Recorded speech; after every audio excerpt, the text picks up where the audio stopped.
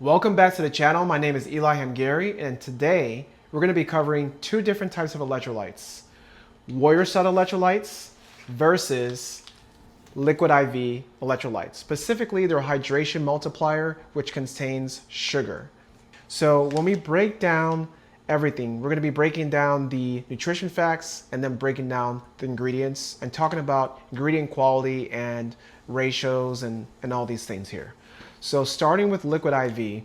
Liquid IV, I got my notes up here. This is a lemon lime flavor. They contain 570 milligrams of sodium. 570 milligrams of sodium, and 370 milligrams of potassium. There is no magnesium in this formulation. Now, magnesium isn't all that important when it comes to hydration, but it's not bad to have it in there because your body does use it, and it is good to have it in the ratios. But doesn't have it in here, not a big deal. Now, when it comes to the ratios between potassium and sodium, typically you want potassium to be about 5 to 3 times less than the amount of sodium.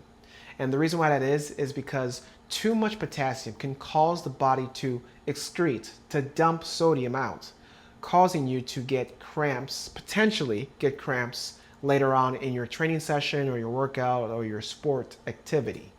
This isn't always the case, but as a general rule, typically 3 to 5 times less the amount of sodium is optimal. Now, they have much more than 5 times the amount of potassium versus the sodium. They have 370 milligrams versus 570 milligrams of sodium. So in my opinion, a little bit too much, but I'm also biased. But I just want to point that out. Now, when it comes to sugar, this contains 11 grams of total sugar, which is great because it does allow the body to optimize the sodium glucose transport. And that's where the body uses sodium and glucose, sugar, to ensure that your body is absorbing the electrolytes quickly and efficiently, also providing energy during your workout, training, sports activity. So that's cool.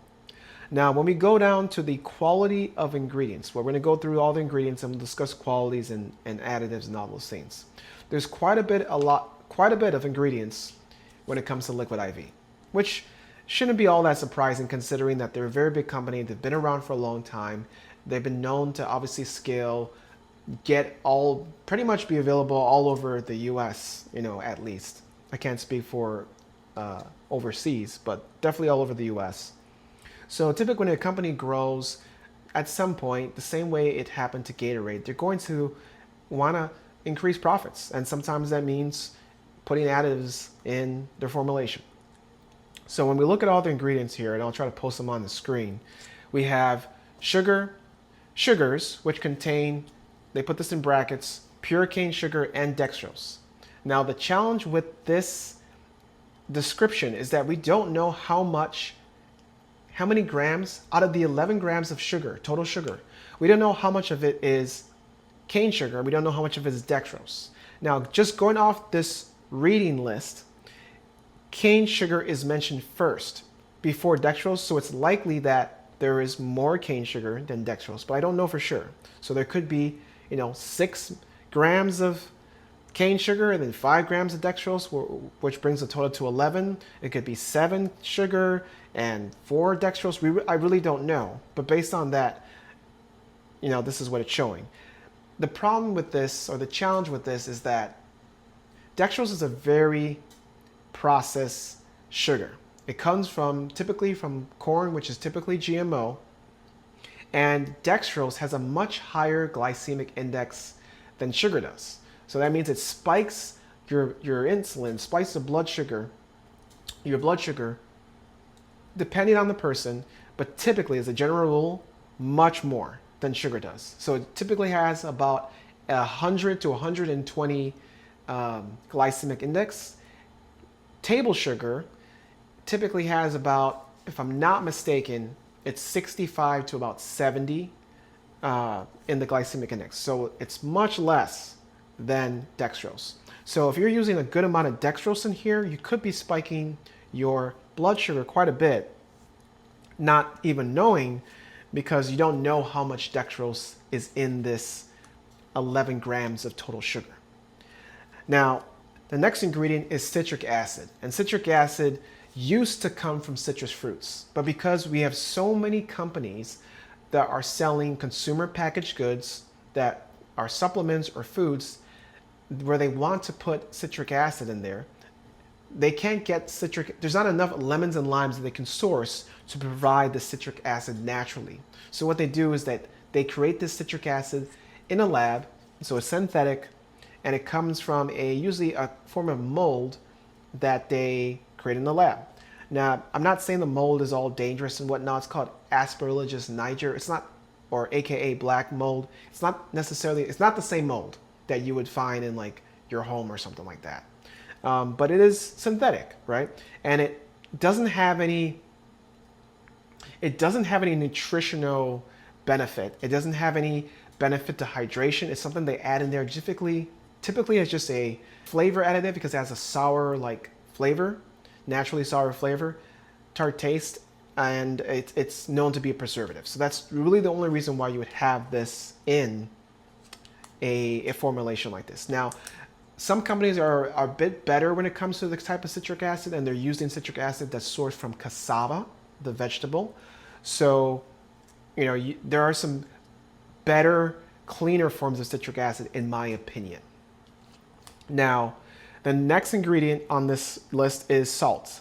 It just says salt. So, from what we can tell here, this would just be table salt, which is going to be refined. That means there's no trace minerals in here. The salt can also contain anti-caking agents, but we don't know. The next ingredient is going to be potassium citrate, which is an absorbable form of potassium. We have sodium citrate, which is odd because it's another form of salt that comes from, if I'm understanding, the citric acid and salt, I believe. Don't know why you would have two forms of salt in here. So I'm not Liquid I.V, so I can't speak for them. Then you have and the other thing, we don't know how much of that salt, not that it really matters because it's not like the salt is high quality here, but we don't know how much of table salt they're using that makes the 570 milligrams of sodium, and how much of the sodium citrate makes up that 570 milligrams. So we don't know if they're using half and half, like how much they're using, we don't know. Now, the next ingredient is natural flavors. And I've talked about natural flavors countless times, but I'll keep explaining them because I think it's very important that people understand exactly what they are. So this is a lemon and lime flavor here, but they're not going to take real lemons and limes because it's not as cost effective. So what they're going to do is they're going to use a natural flavor which is synthetically created in the lab, which can contain, according to the FDA, up to 100 chemicals. But they don't have to disclose what is in those chemicals, what kind of chemicals are, and how much are them in there, because it's all protected, it's proprietary. So the only rule when it comes to natural flavors, according to the FDA, is that it has to be derived, it has to originate, keyword originate, from a natural food, so in this case, a fruit, lemons and limes. So it would have to originate from a lemon or lime, but that could be 0.3%, it could be 0.5%, it could be 1%, and the remaining is all chemicals. We don't know. And that's a challenge because if you drink or consume something like this and you have a stomach ache, it's bothering you, whatever reaction you have, you don't know if one of these potentially 1 to 100 chemicals in here is part of that problem, and you don't know what kind of chemicals they are. So that's why I personally myself try to stay away from natural flavors, and I just don't like the way it tastes because I know I'm not consuming real fruit, I'm just tasting something that's designed to taste like real fruit. So moving on, the next ingredient is potassium phosphate. Again, they're using two forms of potassium now. Same with the sodium. I don't know why they would do this. I'm assuming there's some kind of cost-effective mechanism in here. They have another ingredient here called the D-basic, which I'm actually have to look that up because I don't know what D-basic is. And I'll try to post it on the screen in this video so you can see. But let's actually do a quick search and see what it says here. So it says the basic is it refers to an acid that contains two replaceable hydrogen atoms per molecule, known as diprotic acid. It can also describe a salt derived by replacing two acidic hydrogen atoms, this sodium phosphate. So basically, it's a type of salt. Doesn't have any benefit in hydration. I'm guessing it is just another additive, but I could be wrong. If you guys know more about this or familiar with the basic, then please comment below. But that's what I'm getting here. So the next ingredient after that is silicon dioxide, which is a natural element. It does come from the earth, usually used as a preservative as well. So we got quite a bit of additives in here. Obviously, this one is, it's a natural element. We have stevia leaf extract. Now, we already have 11 grams of cane sugar in here. We have, of sugar, which is sugar and dextrose. And then we have natural flavors. We got citric acid. We have different forms of salts. I don't know why you would put stevia in this, but my guess is that it probably helps pronounce the natural flavors in there, and it probably makes it a little bit more sweeter, which is probably their goal, because 11 grams of cane sugar by itself, believe it or not, especially in 16 ounces of water, may not necessarily taste that sweet. So they probably put the stevia leaf in there to just make it taste sweeter and more palatable. Now, I personally don't like stevia myself. I don't like the aftertaste that stevia has. I also don't like that most stevia that you find in the supermarket, the store, online is going to contain erythritol, which is a sugar alcohol and can be a known gut disruptor for many people. For me personally, for many people, I've actually, surveyed just, from anecdotally speaking with people, they don't like it. But it just depends on the person. Organic stevia is much better. Typically doesn't have any erythritol added to it, but just something to keep in mind. Now, the next ingredient is going to be ascorbic acid, which is a synthetic form of vitamin C. This is used in a lot of supplements, especially for like cold supplements, like preventing colds and different flu medications and things. It does help to some degree, but it's not the same as getting real vitamin C from. It's not the same type of vitamin C you get from real fruit. So it's synthetic. It's not as absorbable. It has no reason to be in electrolyte blend. It doesn't give you any benefits for hydration. It's probably just also an additive. I mean, it is an additive that probably rounds up the taste of this lemon lime sour sweet thing they're probably trying to do is my guess. But I can't speak for Liquid I.V. These are only my own personal opinion and guesses. Now, after the synthetic form of vitamin C, ascorbic acid, all the other ingredients, which are exactly 4 left, they're all synthetic forms of vitamin B. Different B vitamins. So we got vitamin B3, we got vitamin B5, we got vitamin B6, and we have vitamin B12. Now, again, all these B vitamins have no effect on hydration. Obviously, the body needs B vitamins. We get it from food very easily. But when it comes to hydration specifically, there is no benefit by adding especially synthetic forms of B vitamins in your electrolyte mix. I'm guessing, and like I said, this is just my own opinion and using my own discernment here. They probably put vitamins in this mix so they can say there's B vitamins in here because it sounds cool. Because a lot of people don't really know that B vitamins they're not gonna get you hydrated faster, quicker, more efficiently, and they're responsible for giving you energy for sure, but it's not in the same way as getting real B vitamins from real food. Now, the last ingredient, the last B vitamin, which is vitamin B12, which is cyanocobalamin, is a synthetic form of vitamin B12, which is derived from a kind of, usually a sodium cyanide or a potassium cyanide. Now, it's not exactly the same type of like pure cyanide that would kill you. It's still toxic, but it's very purified, it's very processed, and it's usually no more than 1.9% of it in the vitamin B formulation. Again, no reason it to be in here. They put it in here. just to say they have it. They also get synthetic vitamin B12. A lot of times they use synthetic vitamin B12 in supplements, so they can call their supplements vegan, because typically the only way to get vitamin B12 is from an animal food. You cannot get it from plants.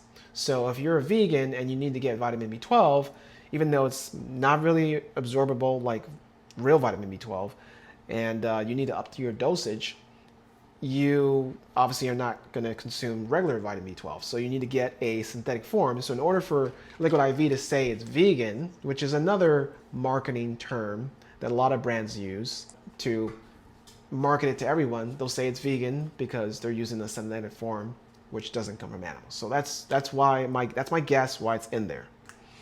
So that's the breakdown of Liquid IV.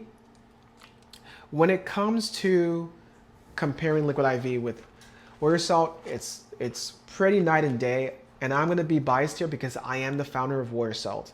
Warrior Salt was designed to be a no BS, simplistic electrolyte formula with real ingredients that's going to really support your hydration and performance. So ingredients with Warrior Salt are going to be just organic cane sugar, which has even a lower glycemic index than pure cane sugar. It has some trace minerals in there.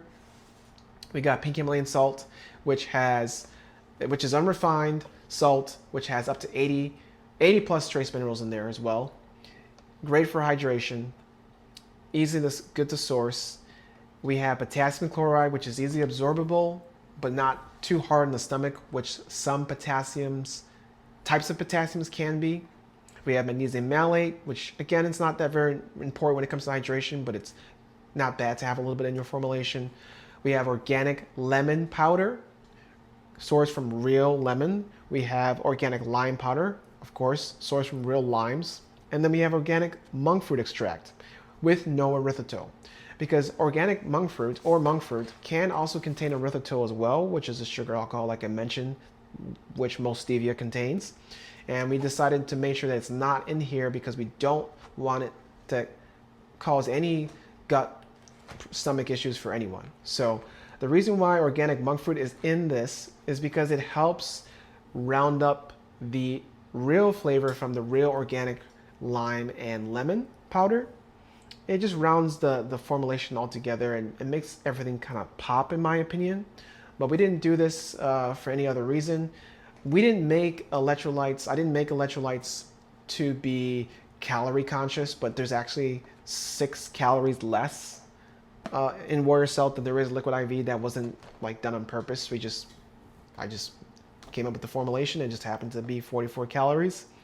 Calories are obviously important. A little bit of calories is helpful when it comes to hydration because your body is exerting calories. You're losing calories, not just losing sodium and a little bit of potassium and losing water. So it's good to have calories in there, especially if you're doing something that's endurance focused or it's like requires a lot of power, like sprinting, jumping, boxing, those types of things. So that's our formulation breakdown. If you are an athlete, an active person, you train, you bike, you run, you swim, you go on hikes, you sweat a lot, or you're just active and you just carry electrolytes with you because every once in a while you just get dehydrated out of nowhere. You're doing something or you're traveling. Check out Warrior Salt at warriorsalt.com. Like I said, we use all natural ingredients, and it's just designed to hydrate you the best. And we have a satisfaction money back guarantee. So if for some reason you don't like the product, you just email us. We'll send you a full refund. You don't even have to send your box back. You don't have to return it. That's how much we are confident in this product. So check us out. That's my breakdown, comparison between Liquid IV and Warrior Salt. Follow the channel, become a subscriber, hit that subscribe button, give us a like, share it to somebody, and we'll see you in the next video. Peace. My name is Adam Amato, the Space Ghost. I'm a professional MMA fighter here in Phoenix, Arizona. And being a warrior to me means going as hard as I possibly can and pushing myself to the limit.